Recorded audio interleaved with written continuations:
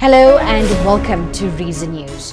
For 8 days, the Madlanga Commission of Inquiry has been unraveling a web of alleged corruption, criminality and political interference within South Africa's criminal justice system.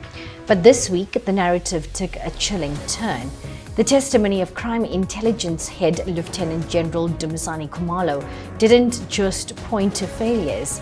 It alleged systemic infiltration by a highly sophisticated criminal network reaching into the highest echelons of our police force and political sphere. This is the story of the Big Five cartel and the bombshell evidence that threatens to expose the rot at the core of the state. Today, we break down Lt-Gen Khumalo's explosive testimony and its monumental implications for South African democracy. Lt-Gen Khumalo appeared before the commission, chaired by Justice Vusimuzi Madlanga, as a key witness to shed light on the initial allegations raised by KwaZulu-Natal Police Commissioner Lt-Gen Khumalo. Khumalo's mandate was clear: connect the dots on high-level corruption. What he presented, however, was a portrait of a republic under siege by a highly structured criminal enterprise. Khumalo detailed a Gauteng-based criminal network he dubbed the Big Five Cartel. This is no mere street gang.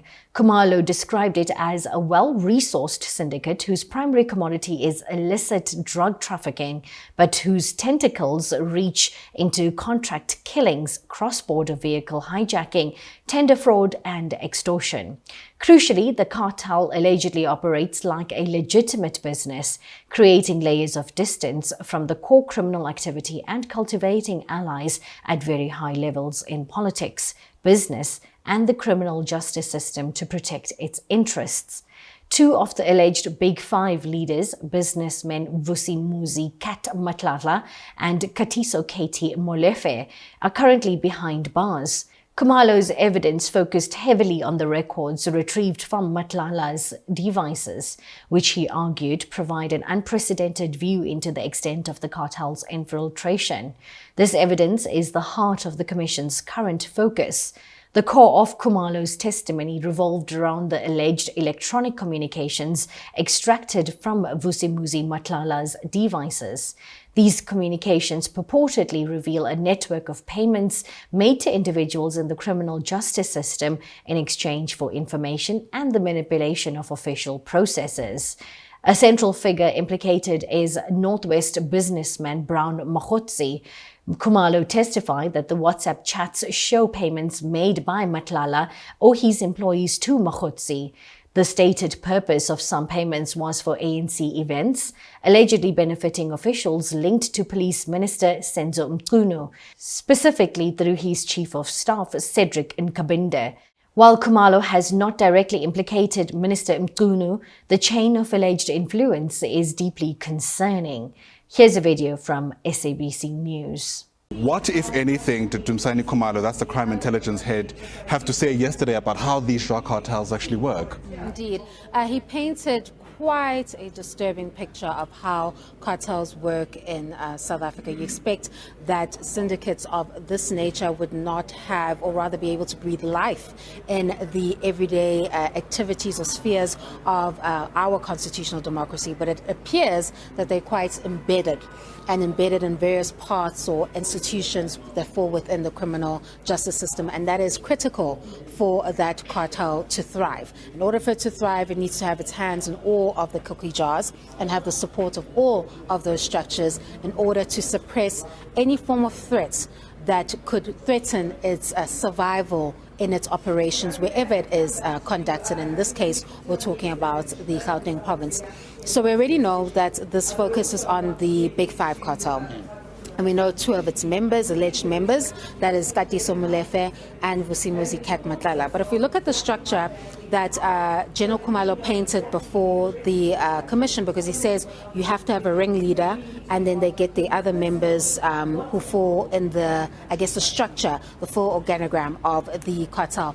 We see that Katiso and Vusimuzi Cat Matlala are at the bottom of the organogram. But there are 3 other figures or blocks created for 3 other figures, with the top figure not being revealed, those 3.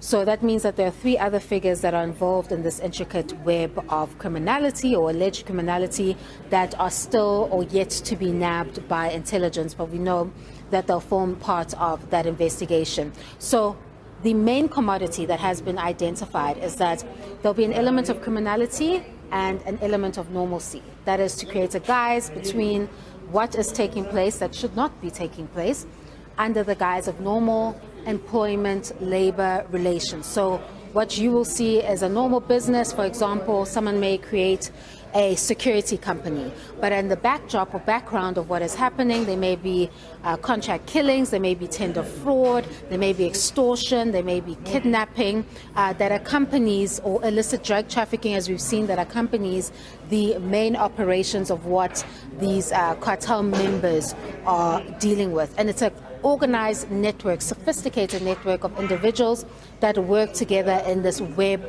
of criminality. The alleged quid pro quo, according to Khumalo, was Mokgotsi using his influence within the SABC and the ministry to frustrate criminal investigations into Matlala.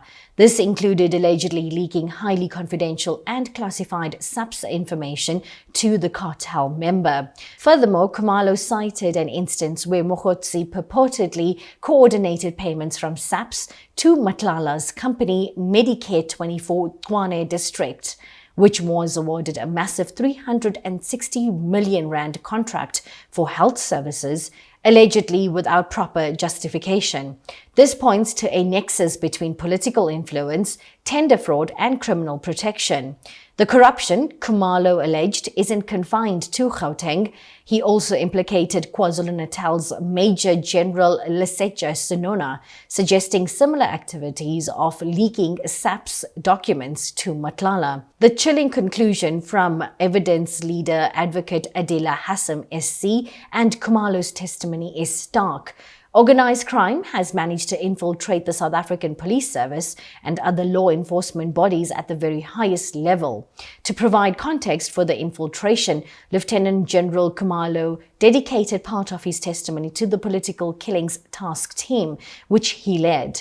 The Political Killings Task Team was established to focus on the surge of political assassinations, particularly in KwaZulu-Natal.